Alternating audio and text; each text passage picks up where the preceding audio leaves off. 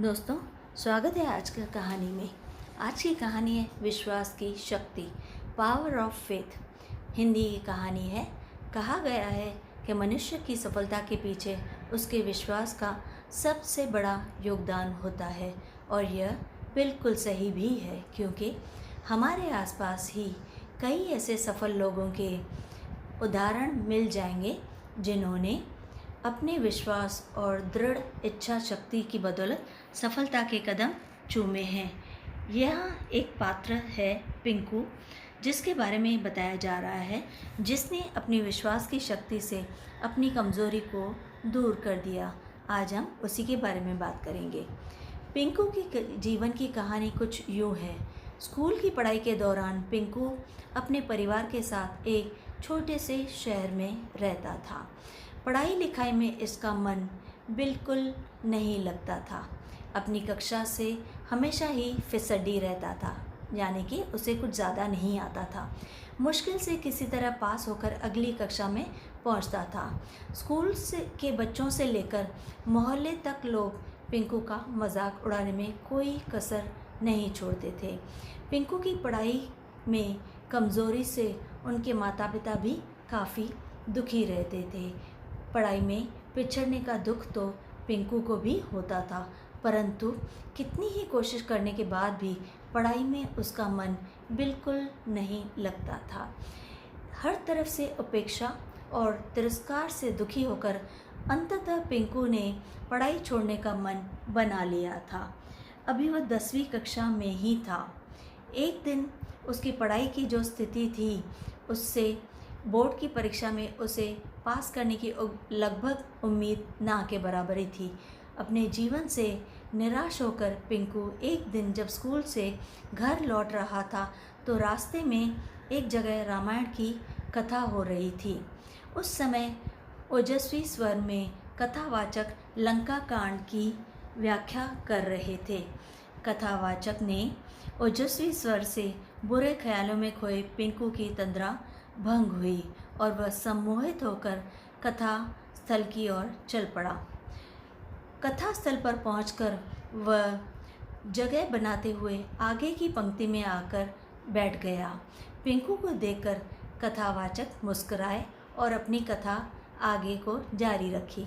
पिंकू एकाग्रता से कथा के एक एक शब्द को ध्यान से सुन रहा था। इस समय कथावाचक कह रहे थे कि समस्या बड़ी गंभीर थी। सागर तट पर भगवान राम की सेना के सभी योद्धा लक्ष्मण, हनुमान, सुग्रीव, अंगद आदि गंभीर सोच में डूबे हुए थे। जटायु से यह तो पता लग गया था कि रावण सीता को लेकर दक्षिण दिशा में समुद्र के पार स्थित अपने राज्य लंका में ले गया है, परंतु इस विशाल समुद्र को लांघकर लंका जाएगा कौन और सीता मैया की रक्षा कौन करेगा? समस्या बड़ी विकट थी। तभी वहाँ की शांति सुग्रीव के आवाज़ से भंग हुई। सुग्रीव ने प्रभु राम से कहा कि हमारे बीच में एक ऐसी दिव्य शक्ति है जो समुद्र लांघकर लंका जा सकती है। तब भगवान राम की जिज्ञासा को शांत करने के लिए सुग्रीव ने महाबली हनुमान की ओर देखा और आगे कहा। सुग्रीव के संकेत से हनुमान जी सकपका गए, क्योंकि उन्हें खुद इस बात का पता नहीं था। हनुमान जी की असमंजसता को भांपते हुए सुग्रीव ने कहा, हे पवन पुत्र, संभवतः आपको अपनी शक्ति का ज्ञान नहीं है। बचपन में आपने सूर्य को एक फल समझते हुए एक छलांग में उसे सैकड़ों कोस दूर जाकर निगल लिया था, तो फिर लंका की दूरी ही क्या है?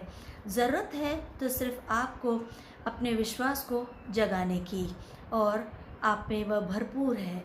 जब आप अपने विश्वास को जगा लेंगे और मन में ठान लेंगे, तो शक्ति आप में स्वतः ही आ जाएगी।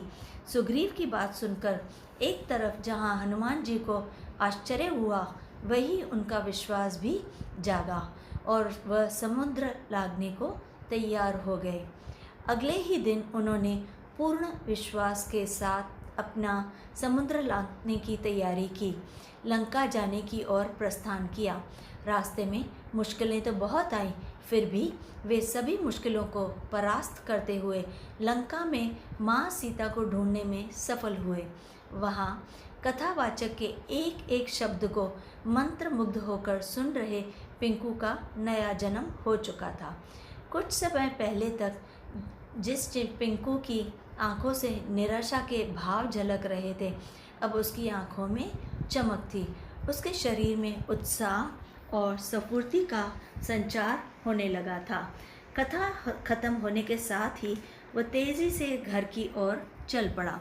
उसे सफलता का मूल मंत्र मिल चुका था।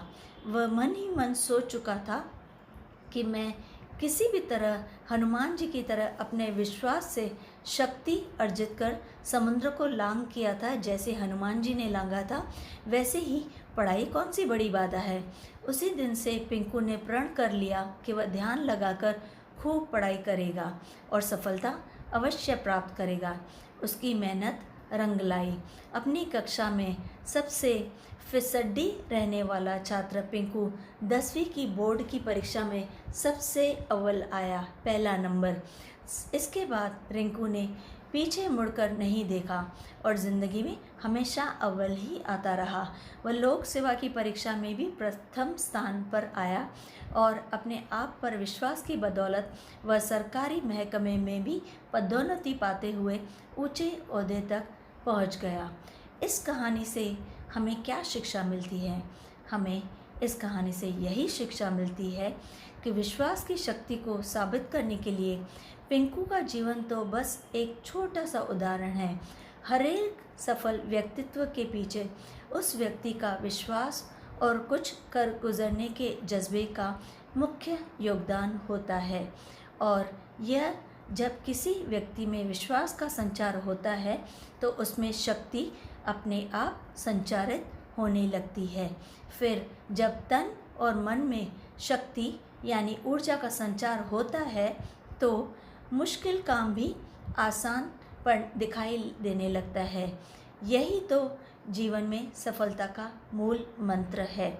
जैसे सभी लोग यह कर पाते हैं, हम भी अपने ज़िंदगी में कुछ भी कर गुजरने के लिए तैयार रहना चाहिए। विश्वास हमें सब कुछ करा सकता है। दोस्तों, चैनल को लाइक और शेयर ज़रूर कीजिए और सब्सक्राइब करना बिल्कुल ना भूलिए।